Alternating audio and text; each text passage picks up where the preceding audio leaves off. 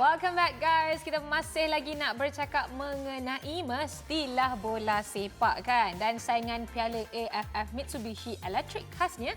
Tadi kita dah preview game dengan Asma Bakiri. Lepas ni kita ada apa pula? Lepas ni kita nak cross dengan lagi seorang sis kita, tapi kita bagi dia masa sikit untuk, yalah banyak benda nak kena buat kan. Technical issue, nak dapatkan line, nak dapatkan tempat yang cantik, nak cross dengan kita. Tapi sebenarnya Fariha, saya tertarik dengan pemain Faisal Halim tu. Dia macam I lah.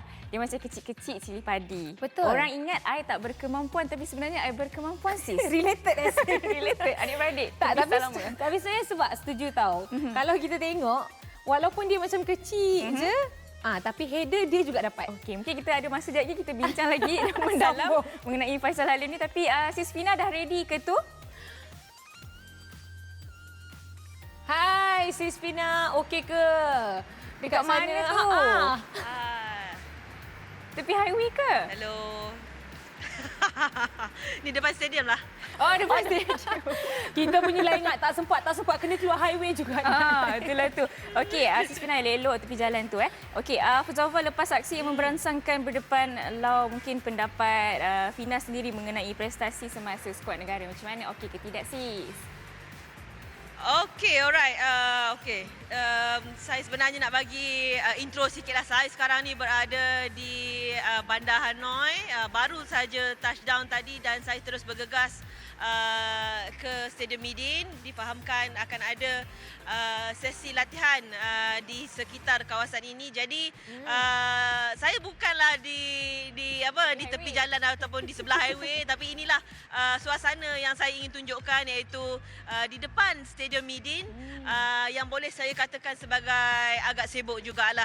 Berbalik kepada soalan tadi, bertanya berkenaan dengan prestasi skuad negara, situasi pasukan ketika ini sudah pastinya dengan 2 kemenangan yang terhasil, saya fikir mereka sudah pun memiliki sesuatu yang boleh dikatakan sebagai bekalan, motivasi untuk dibawa ke sini. Kita tahu ujian sebenar untuk skuad kebangsaan adalah bertemu dengan pasukan Vietnam, dan sasaran untuk memastikan kutipan mata penuh dalam 2 aksi pertama terhasil, dan seterusnya terserah kepada pemain dan juga Kim Panggon untuk membuat percaturan seterusnya bagi berhadapan dengan pasukan Vietnam yang memiliki kelebihan kalau dibandingkan dengan pasukan-pasukan yang lain, kerana kita tahu kekuatan Vietnam di Asia Tenggara sudah pun cukup terbukti.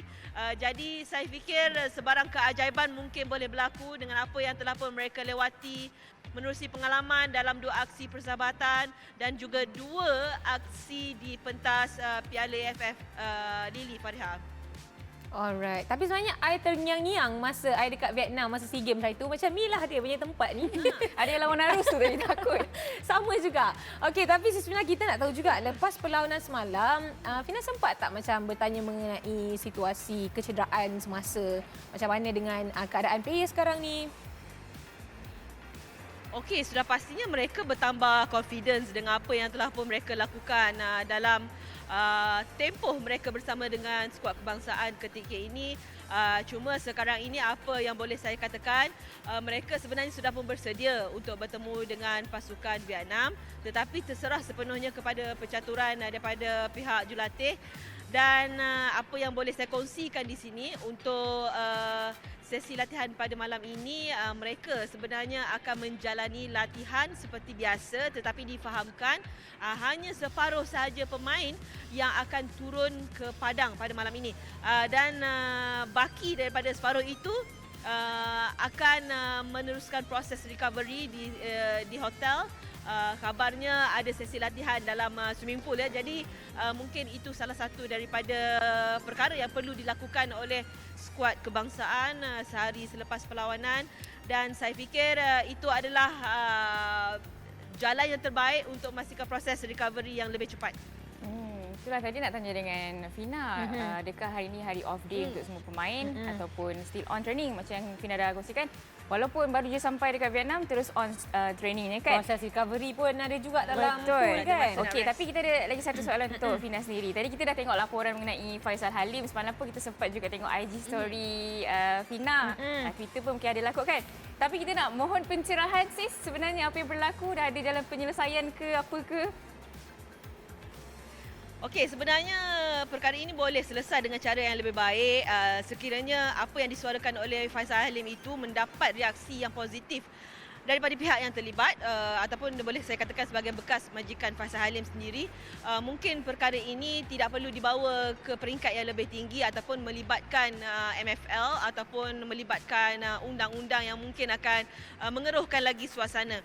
Jadi apa yang dimahukan oleh Faisal Halim adalah penjelasan dan mungkin perlu diterangkan kenapa berlakunya pemotongan gaji terakhir beliau bersama dengan pasukan Terengganu FC. Jadi saya fikir mungkin kalau ada feedback yang lebih cepat daripada pihak sana, perkara ini boleh diselesaikan dengan cara yang baik kerana kita tahu jasa yang ada pada Faisal Halim bersama dengan pasukan tersebut juga tidak kurang hebatnya dan kita faham Terengganu sendiri sebagai pasukan yang boleh dikatakan sebagai pasukan yang profesional tahu untuk mengendalikan perkara ataupun isu-isu seperti ini agar tidak terus membelenggu pemain ataupun meninggalkan satu relationship yang mungkin tidak cantik kerana Liga Malaysia ni bukanlah satu liga yang besar, ke tengah ke tepi akhirnya akan jumpa lagi. Jadi saya fikir perlulah ada proses pendamaian yang lebih positif untuk ke arah yang lebih positif di masa akan datang. Saya rasa itu yang lebih baik sebenarnya. Yelah, diharapkan dua-dua pihak dapat jumpa kat tengah-tengah kan untuk selesaikan perkara ni. Tapi nak tahu juga Fina, next game ni adakah Faisal Halim akan menjaringkan lagi gol, menambah lagi kutipan jaringannya di Piala FF ni? Okey, seperti mana yang kita faham dan perkara ini telah pun didedahkan sendiri oleh Faisal Halim bagaimana ataupun betapa Jurulatih Kebangsaan Kim Panggon mahu melihat pemain ini muncul sebagai penjaring terbaik untuk AFF 2022 dan saya fikir tidak akan ada perkataan no daripada Faisal Halim sendiri memandangkan kita tahu bagaimana karakter ataupun personaliti yang ada pada Faisal Halim setiap kali di atas padang. Dia telah pun memberikan contoh yang cukup baik. 2 aksi di pentas AFF, 3 jaringan telah pun terhasil. Jadi untuk muncul sebagai penjaring terbaik, segala-galanya perlu bermula di peringkat kumpulan. Maksudnya setiap perlawanan perlu ada penambahan jaringan daripada Faisal Halim dan syarat yang lebih utama perlulah sampai ke pentas final untuk merealisasikan sasaran penjaring terbaik bagi tahun ini. Okey. Alright. Harapnya kehadiran Sis Fina membawa tuah kepada skuad Malaysia di Vietnam. Sis, thank you. Baik, hati-hati tau kita nampak tadi orang crossing ke belakang tu. Ya Allah, takut kita. Elok-elok. Nak try Jumpa kita. lagi. Bye.